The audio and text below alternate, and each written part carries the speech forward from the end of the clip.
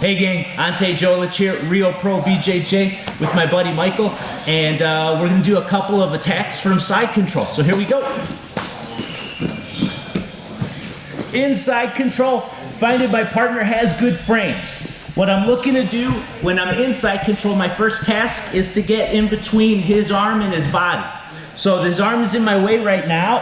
What I'm gonna do is I'm gonna take the arm closest to his legs. Some of you are gonna like a weave, but when they're big compared to you, you're gonna like to just palm the knee and push it a little bit, just to access the back pocket a tinge. When I do that, the knee closest to his head bumps his back pocket, slides up his rib cage to expose his arm.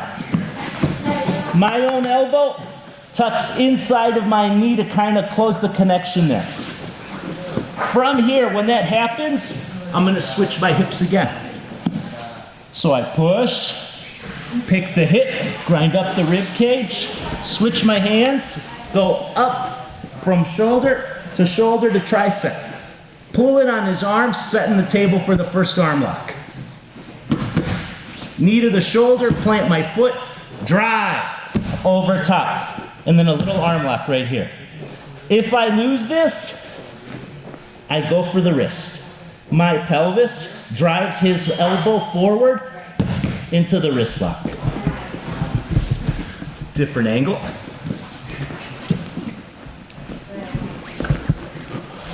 Move his legs, check the back, grind up the rib cage, track the arm, switch my hips.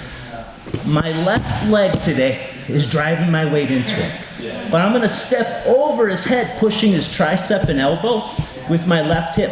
My bottom leg, my right today, has to take over as the prop when this moves. Big step. One of the most common errors, if you don't get the sub, is that this shoulder got rolled up too much on your step over. So when you step over, try to keep them as flat as possible.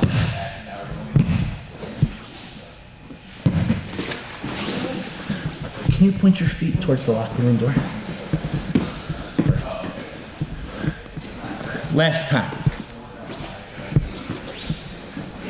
As I kill the arm, this is my counterpoint for my hip when I switch my hips. So I hang on tight.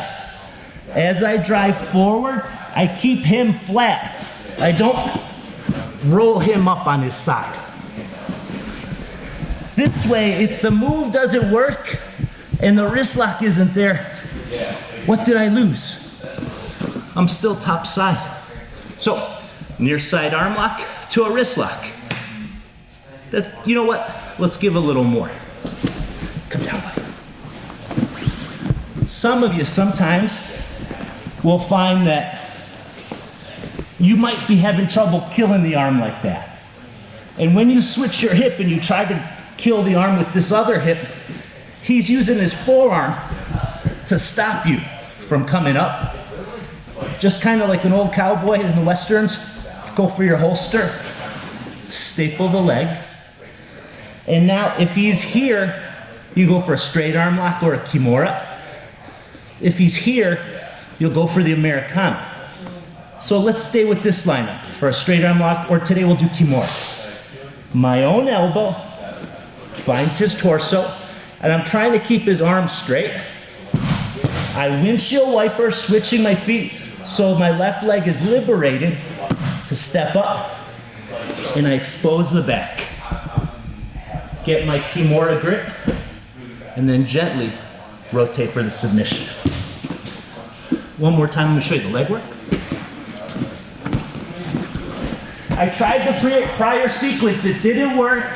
I'm here, he's checking me too much. Just check the arm. You don't have to push it down as much as bring yourself over, but it will move south a little bit. As you bring it down, I'll use this for support, and I'll find his torso with my forearm or elbow. Switch my windshield wiper motion. My right leg goes under my left. From here, I'm liberated to step over, pulling him up, going for my submission. If I feel he's gonna drive into me too much, I drop my tricep behind him to here. sandwiching his ribs, or torso, or hips, excuse me, with my body, my ribs, and my tricep. Thank you, buddy. So, a couple of attacks from side control. Near side arm lock, near side wrist lock, and then switch into a Kimura. Thanks so much.